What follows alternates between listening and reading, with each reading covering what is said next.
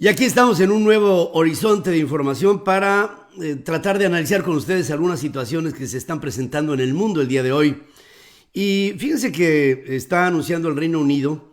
un despliegue naval, militar naval, que es el más importante que ha hecho el Reino Unido desde la Guerra de las Malvinas en los tiempos de la señora Margaret Thatcher. Y ayer se anunció el desplazamiento del portaaviones Queen Elizabeth, que es un portaaviones de primera generación, que es lo más reciente que se ha dado en la industria naval inglesa, que es un avión tremendamente importante de 4,000 millones de libras esterlinas, que es una verdadera fortaleza que se está moviendo junto con un grupo de otras fragatas que le protegen para hacer ejercicios, los primeros ejercicios que hace desde que fue votado en Asia. Seguramente llegaría hasta el mar de China. Y esta presencia militar, naval, inglesa, está empezando a poner las palabras de Boris Johnson, en donde dijo que las pondría hace 4 semanas, cuando habló justamente de que vendría de parte del Reino Unido una reacción a las ambiciones hegemónicas de China de tratar de dominar la cuenca sur en lo que se llama el mar de China, pero el hecho de que se llame el mar de China no quiere decir que le pertenezca a China. Quiere decir que es un entorno en el que está China, pero también está Taiwán, pero también está en el entorno Japón, Corea del Sur, Singapur, Filipinas, en fin, es todo un entorno muy grande que por supuesto el hecho de que haya presencia reiterada por China en todo este ambiente, pues no implica que las cosas estén bien por el hecho de que estén haciendo movimientos estratégicos militares en el gobierno del presidente Xi Jinping, porque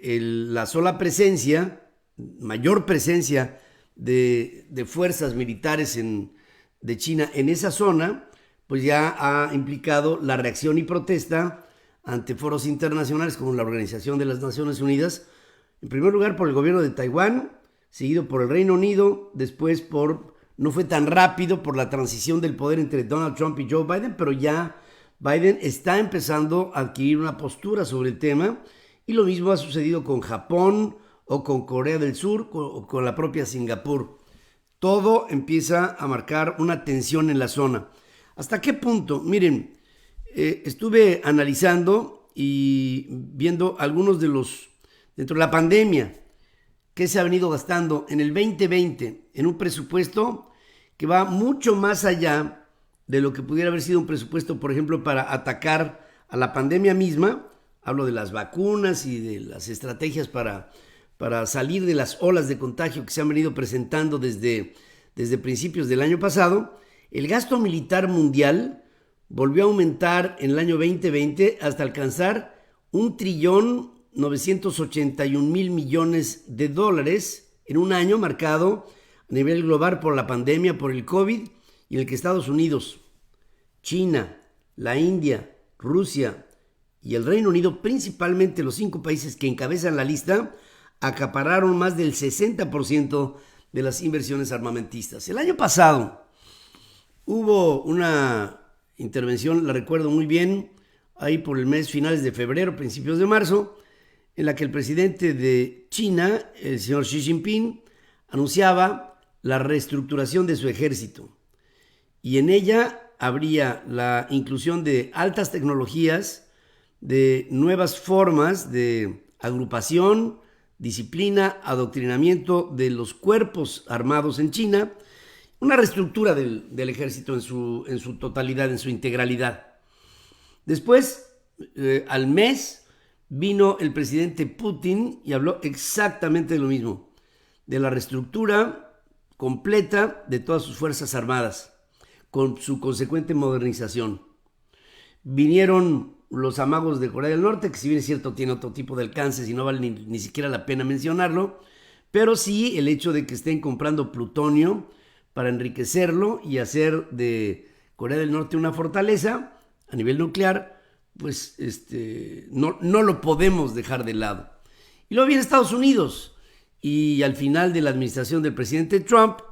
también se habló de la posibilidad de reestructurar al ejército norteamericano y a la Marina y Fuerza Aérea de los Estados Unidos de una manera, bueno, hasta galáctica, cuando se habla de proyectos específicos en el espacio para poder controlar dentro de los espacios allá arriba, en las órbitas estacionales, la posibilidad de tener un entorno seguro para los norteamericanos. Aparte de, como aquí les mencioné, es Estados Unidos, ya lo dije, China, ya lo dije, Rusia, ya lo dije, Reino Unido lo acabamos de mencionar, este desplazamiento ya del portaaviones Queen Elizabeth en el movimiento más grande que se hace del lado de los ingleses desde las Malvinas a las Falklands en el tiempo del final de la Guerra Fría y el principio de este enfrentamiento con el gobierno del entonces presidente o militar o líder de Argentina, que era Leopoldo Fortunato Galtieri. Y pues lo que ahora se da es también la suma de otro país que también se está incorporando a la modernidad de su ejército, y me refiero a un país que no las trae todas consigo, pero que al mismo tiempo ha venido avanzando de una manera tremenda en levantarse como una de las potencias nucleares, y me refiero a la India. Con estos 5 países que han encabezado la lista, acaparando el 60% del gasto militar el año pasado, de casi 2 trillones de dólares, pues parece mentira, pero estamos hablando de un esfuerzo del mundo por un rearme. El rearmamiento lo hemos visto muchas veces y lo hemos analizado en la historia. Hubo, por ejemplo, un tiempo al final de la primera década del siglo pasado, cuando el mundo se armó y la República del Weimar proclamó lo que fue la Primera Guerra Mundial con el asesinato del príncipe de Sarajevo y el pretexto para detonar una conflagración. Después vino la paz armada en 1918. El entorno era la gripe española, el final de la Gran Guerra, la guerra de las trincheras, la Primera Guerra Mundial, y hubo un periodo en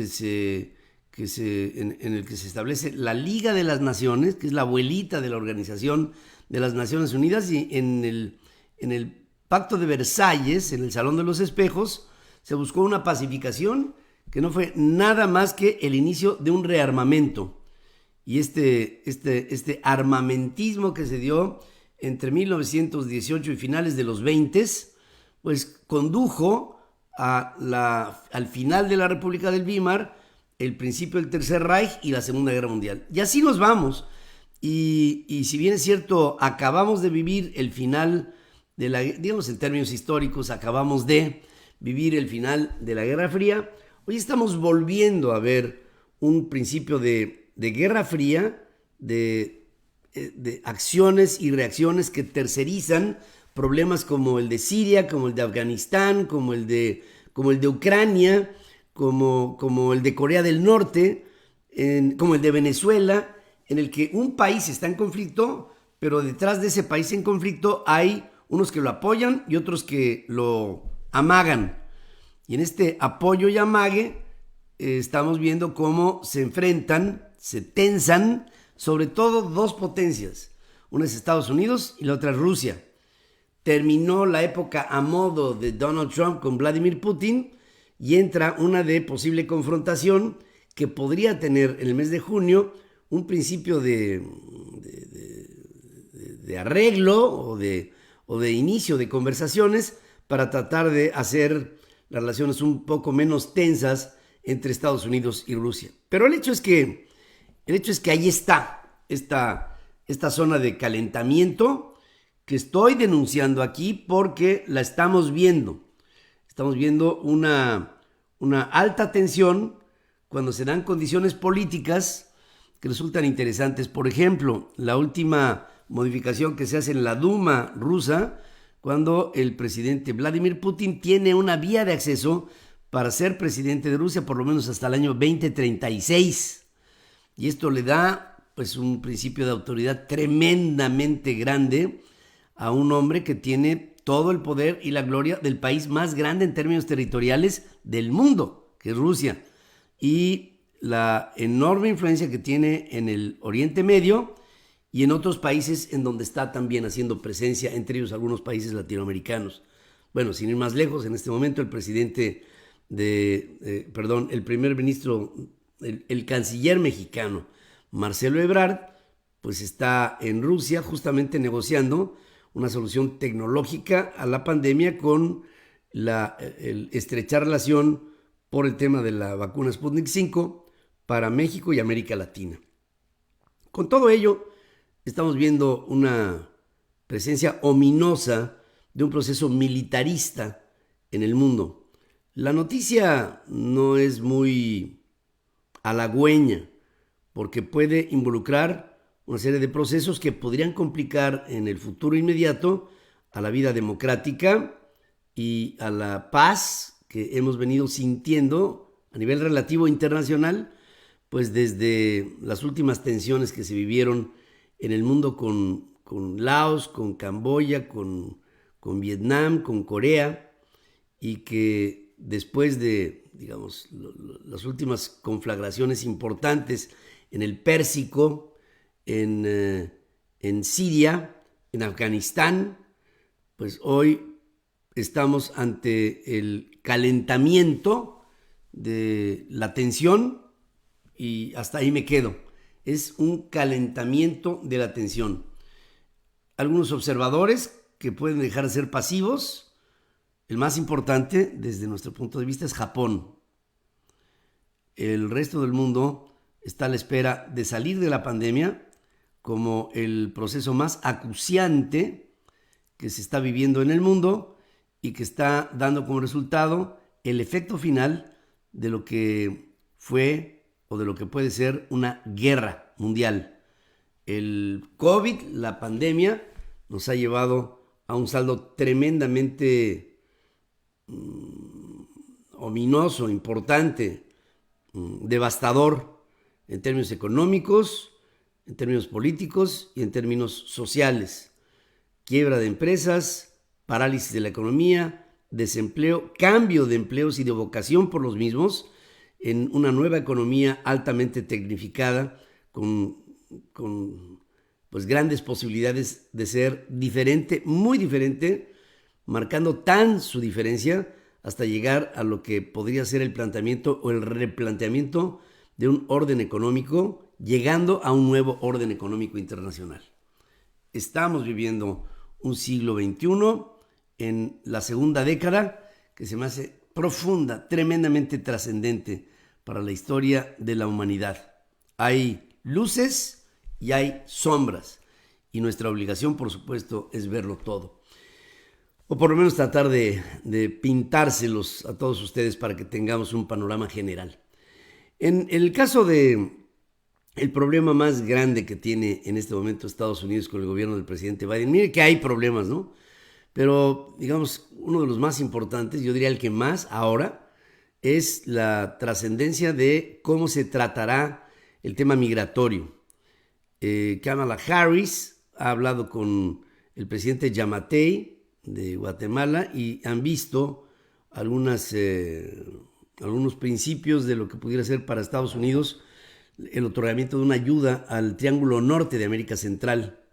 entendido el Triángulo Norte como Guatemala, El Salvador y Honduras. Y en ello está, en este Triángulo Norte, gran parte del conflicto de los migrantes que está llegando a agolparse en la frontera sur de los Estados Unidos. Esto ha traído muchas críticas para el presidente de los Estados Unidos, el señor Joe Biden, y pienso que Kamala Harris tiene como principio un reto muy importante cuando tiene que dialogar con los líderes de estos países del Triángulo Norte para intentar llevar el interés genuino de la Casa Blanca por tratar de encontrar soluciones conjuntas con estos pueblos y con ello inhibir, en la medida de lo posible, la migración hacia los Estados Unidos, que es lo que está tratando de evitar. El presidente Yamatei habla de la voluntad que tiene su pueblo de trabajar de manera conjunta con los Estados Unidos y de colaborar en todo lo que se pueda para evitar el que se dé esta tentación por la migración cuando no hay oportunidades en estos sitios del triángulo norte del subcontinente centroamericano y que se convierte en un problema político y social para los Estados Unidos. El inhibir el problema en la raíz es, creo, la medida más inteligente. El que no queda muy definido en esta intentona de unificar criterios para sacar adelante los procesos sociales y políticos del entorno es México. No vemos en el gobierno del presidente Andrés Manuel López Obrador una voluntad para trabajar de manera intensiva con el gobierno del presidente Biden o con Kamala Harris para llegar a algo. Habrá una reunión virtual entre Kamala Harris y el presidente López Obrador. En principio, están dadas ya las condiciones, se ha anunciado incluso la reunión virtual para los próximos días, pero de todas maneras no vemos que haya una confluencia que pudiera resultar, digamos, armónica entre Washington y la Ciudad de México. En el tema local de los Estados Unidos, pues yo pienso que en este momento lo que más está pesando es la problemática social de la división racial. El Departamento de Justicia de los Estados Unidos abrió una investigación exhaustiva sobre la vigilancia policial en Louisville, en Kentucky, por la muerte en marzo de Breonna Taylor, quien fuera asesinada a tiros por la policía durante una redada en su casa. Esto lo anuncia Merrick Garland, fiscal general de los Estados Unidos, siendo así la segunda indagatoria de este tipo en una agencia de aplicación de la ley por parte de la administración Biden en una sola semana. Garland también anunció una pesquisa sobre las tácticas de la policía en Minneapolis luego de la muerte de George Floyd. El fiscal general opinó que aún no hay igualdad de justicia bajo la ley y prometió una mirada crítica al racismo y los problemas legales cuando asumió el cargo. Pocas investigaciones de este tipo se abrieron durante la administración del presidente Trump y el presidente Biden está queriendo darle otro tono, otra forma a la preocupación genuina que debe haber, así lo tiene que ver la sociedad norteamericana, la preocupación genuina de un gobierno federal que sí está concerned, está involucrado y trabajando para evitar el que haya en los Estados Unidos dos tipos de justicia.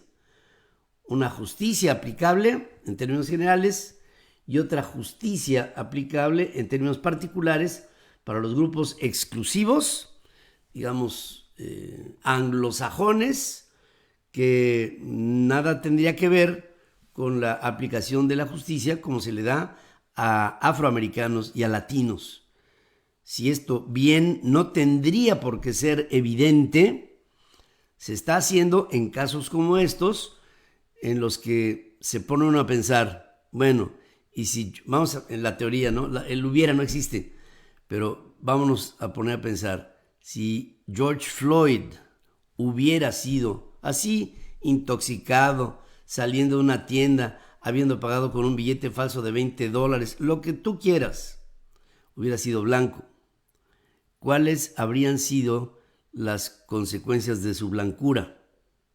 Tal vez estaría vivo. Yo creo que lo más seguro es que sí. Y si estuviera vivo y hoy no lo está porque era negro, entonces las condiciones cambian de una manera dramática y esa polarización es justamente lo que hay que atender.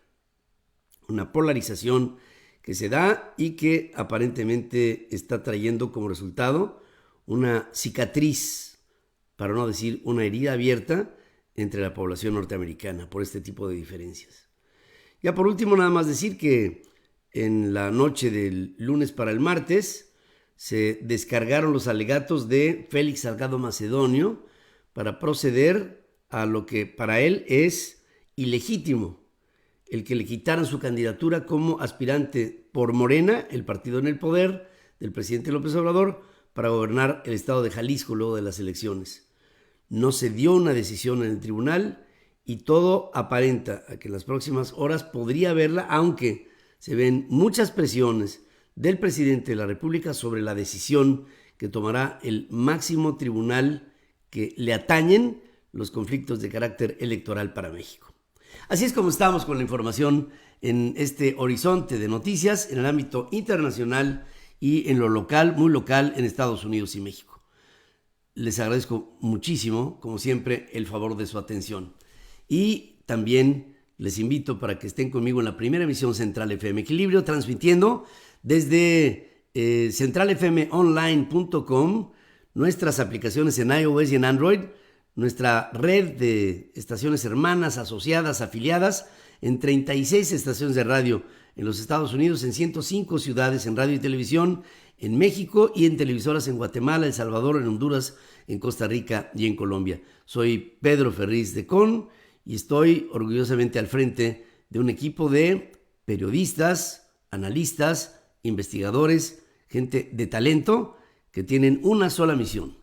estar en contacto contigo, informar y dar contexto.